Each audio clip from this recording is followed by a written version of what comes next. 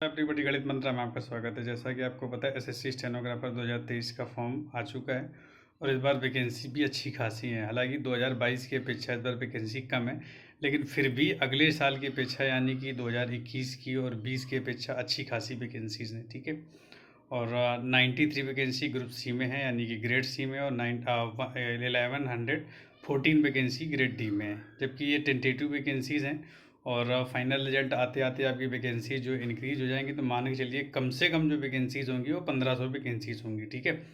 तो अब क्या है कि 2 महीने आपके पास हैं, क्योंकि देखो जुलाई ख़त्म हो गया, अगस्त सितंबर अक्टूबर में आपका एग्ज़ाम है। तो इन 2 महीने में क्या ऐसा किया जाए कि जो है आपका रिटन क्वालिफाई हो, सिर्फ क्वालिफाई ना हो, क्योंकि टीयर 1 निकालने से कोई फ़ायदा नहीं कि आपने टीयर 1 निकाल लिया फाइनल तक नहीं पहुंच पा रहे हैं। ठीक है।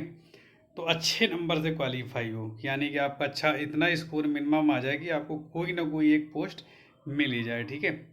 तो कौन सी किताब बुक्स जो हैं आपको पढ़ना है इस बीच में, और क्या क्या करना है, क्योंकि मैंने 5 टाइम एग्ज़ाम दिया है और सभी में मेरे 145 से एबव ही नंबर रहे हैं। अब ये ना कि मेरा टारगेट एसएससी सीजल ही रहता है, और स्किल मैंने प्रिपेयर ही नहीं की। लास्ट में 2 बार, अभी 2 बार जो दिए हुए हैं, यानी कि 21 और 22 में स्किल प्रिपेयर की थी। 22 की स्किल नहीं दिया इसलिए क्योंकि मैंने ज्वाइन कर लिया था रेलवे। 21 में स्किल नहीं निकली थी। ठीक है। तो ये प्रोसेस रहा है। हाँ, ये है कि नंबर अच्छे खासे आ जाते थे, नहीं 145 प्लस। तो आप भी ऐसे कैसे इतने नंबर ला सकते हैं, वो इस पूरी वीडियो में बात की जाएगी। तो सबसे पहले जीएस की बात करेंगे तो देखो एसएससी का प्रोसेस आपको पता है कि अजीबोगरीब आज की डेट में जीएस पे क्वेश्चन पूछे जा रहे हैं। लेकिन इस स्टैनो का आप पेपर देखेंगे कि तो एक पैटर्न बेस्ड पेपर चल रहा है, चाहे आप 21 का देख लें चाहे 22 का देख लें। तो देखिए मैंने जो बुक रेफ़र की थी जीएस के लिए, विशेष कुछ नहीं, एक लूसेंट की जो बुक आती है उसको मैंने अच्छे से पढ़ा था और तमाम बहुत बार उसको रिवाइज़ किया था। ठीक है। अब करंट अफेयर के लिए स्पीडी की जो सभी लोग करते हैं, तो स्पीडी करंट अफेयर ज़्यादा बार यानी कि मैनी टाइम जो उसको हमने रिवीजन किया था, इससे मैक्सिमम जो फैक्ट जो है वो क्लियर हो जाएं। और जो डाउट्स रह जाते हैं वो मैंने एसटी से पूरा किया था। ठीक है।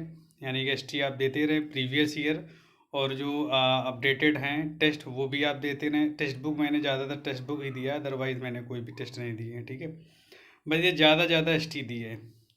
दूसरी बात रही रीजनिंग की, तो अब रीजनिंग का देखो पैटर्न एक फिक्स हो चुका। पहले पैटर्न अलग था, अब पैटर्न जैसा आ रहा है 2 साल 3 साल से आप उठाकर देख लें, उसी हिसाब से बस प्रिपरेशन करें, अदरवाइज़ कुछ नहीं।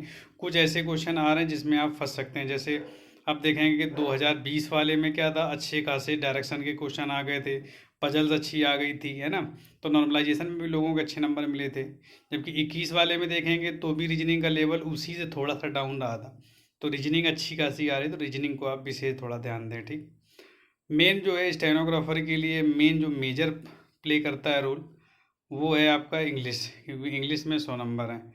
और मेरे साथ यही कि इंग्लिश में बहुत अच्छा स्कोर नहीं हो पाता है। मेन जो मेरे नंबर आ जाते हैं वो रीजनिंग और जीएस से, और उसके बाद में इंग्लिश में मान लो मर्ज करने के बाद में नंबर बढ़ जाते हैं।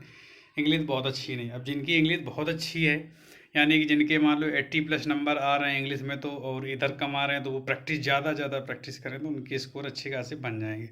अब मान लो इंग्लिश भी एक एवरेज में है, रीजनिंग भी एवरेज में है, जीएस में भी एवरेज में है, तो फिर कैसे आप उसको स्कोर को बैलेंस करेंगे। तो उसका एक ही तरीका है। देखो मैंने क्या किया था कि नीतू मैम की वॉल्यूम 1 वॉल्यूम 2 मैंने पूरी प्रिपेयर की थी। साथ ही साथ एमपी पब्लिकेशन की जो बुक्स आती है उसमें प्रीवियस ईयर की खूब सारे टेस्ट पेपर दिए हुए हैं, उनको लगाया। जो चीज़ें मैं नहीं समझ में आई या मान लो जो मेरे से गलती हो रही थी, उनको मैंने हाईलाइट किया, बार बार रिवाइज़ किया। तो इंग्लिश में काफ़ी सारा इम्प्रूवमेंट हुआ। तो आप भी देख सकते हैं अब इस समय मान लो रानी मैम का कंटेंट बहुत बढ़िया चल रहा है, तो आप उस उनसे भी पढ़ सकते हैं। यानी कि मैराथन क्लास जो पढ़ी है, 10 घंटे की एक वीडियो उन्होंने डाला है, उसमें काफ़ी सब इम्पोर्टेंट रूल डाले हैं, तो वो भी आप देख सकते हैं। सबसे इम्पोर्टेंट क्या है ना, पैसे जो क्लोज टेस्ट, ये आप अच्छे से तैयार करें तभी आपके नंबर इंग्लिश में आएंगे। ठीक है। तो ओवरऑल तो ये मैंने बता दिया बुक्स के बारे में कि आपको लूसेंट जीएस के लिए, करंट अफेयर के लिए स्पीडी, ये मैंने पढ़ा हुआ था। ठीक। रीजनिंग के लिए मैंने कोई पर्टिकुलर बुक ही नहीं है, क्योंकि मैं ऑलरेडी पढ़ाता रहा हूँ। करीब 10 साल मैंने पढ़ाया हुआ है मैं तो रीजनिंग, तो मैं रीजनिंग में कोई विशेष दिक्कत ही नहीं होती है। फिर भी आप रीजनिंग की देख लें पहले कि मतलब कोई या कौन सा टॉपिक आपका प्रॉब्लम कर रहा है, तो बुक लेने की ज़रूरत नहीं है। तमाम सारे टीचर यूट्यूब में अवेलेबल है, उनसे उसी स्पेसिफिक टॉपिक का डिटेल पढ़ सकते हैं। ठीक है। और इंग्लिश के लिए मैंने बता दी नीतू मैम की वॉल्यूम 1 वॉल्यूम 2 यदि बुक से पढ़ना है, और साथ ही साथ एसटी।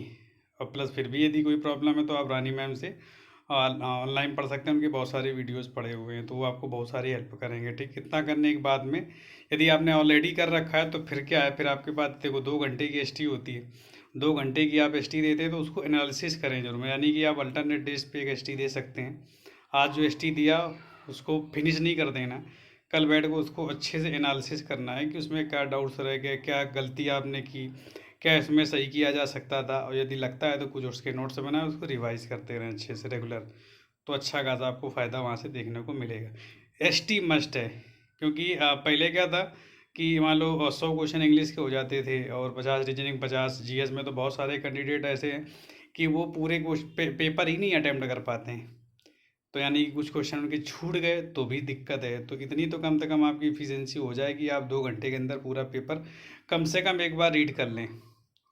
पूरे अटैम्प्ट नहीं हो रहे हैं कोई दिक्कत नहीं है, ठीक है। तो ये आप प्रोसेस पूरा अप्लाई करेंगे तो आपका जो है स्कोर ठीक ठाक बनने के चांस हैं, ठीक है। और फिर क्या, वो डिपेंड करता है पेपर, मान लो वैकेंसीज ठीक ठाक हैं, अब पेपर का लेवल अच्छा खासा आ गया तो कट ऑफ जो फाइनल भी अपने आप गिर जाएगा। अभी भी देखो आपकी वैकेंसी इस बार अलग ही ज़्यादा थी तो कट ऑफ गिर गई। और दूसरी बात क्या है ना, वो स्किल के ऊपर डिपेंड करता है कितनी जल्दी एसएससी करवाती है, और देखो कितनी तेज काम हो रहा है। पिछली बार नवंबर में एग्ज़ाम हुआ था और फरवरी में आपकी स्किल है, स्किल कैंसिल हुई तो आपका अप्रैल में हुआ था स्किल, ठीक है। तो ये मान के चलिए इस बार कैंसिल, ज़रूरी नहीं कि कैंसिल ही हो जाए, तो ये मान के चलिए कि यदि अक्टूबर में एग्ज़ाम आपका हो रहा है तो लगभग जनवरी के एंड में या औसत मिड जनवरी में आपकी स्किल हो जाए। तो जितनी जल्दी स्किल कराएंगे और आपकी स्किल भी प्रिपेयर, तो आपके सेलेक्ट होने के चांसेस ज़्यादा होंगे, मेरिट जो है डाउन मार जाएगी, क्योंकि जब ज़्यादा कैंडिडेट स्किल निकाल ही नहीं पाएंगे तो कट ऑफ गिरने के पूरे पूरे चांस हैं। फिर भी आप ये मान के चलिए कि यदि आपको सिलेक्शन लेना है ओबीसी और यूआर ईडब्ल्यूएस कैटेगरी में आप दिए आते हैं तो मिनिमम 140 नंबर तो आप लेके ही आइए, यानी कि 135 से 140 यदि आपका रॉ स्कोर हो रहा है तो नॉर्मलाइज हो सकता है 145 के आसपास बन जाए, तो आपके चांसेस हैं। यदि 140 प्लस यदि आप मिनिमम 140 लाते हैं तो भी आपके सिलेक्शन होने के चांसेस हैं। हाँ, यदि 150 प्लस बना दिया तो फिर रोक ही नहीं सकता कोई, क्योंकि आप उठा के 3-4 साल के रिजल्ट देख लीजिए, 150 में प्लस में सिलेक्शन तो हो ही रहा है, चाहे वो 500 वैकेंसीज थी चाहे वो 700 वैकेंसीज थी, पिछली भी कोई भी कट ऑफ उठा के देख लीजिए, इतने में तो होना ही होना है, ठीक है। तो ये पूरा प्रोसेस है, इसे आप अप्लाई करके अच्छा खासा स्कोर कर सकते हैं। यदि आपके लिए हेल्पफुल हो तो लाइक कर देना, और चैनल पे नए हैं तो चैनल को सब्सक्राइब करके सपोर्ट कर देना। Thanks for your time.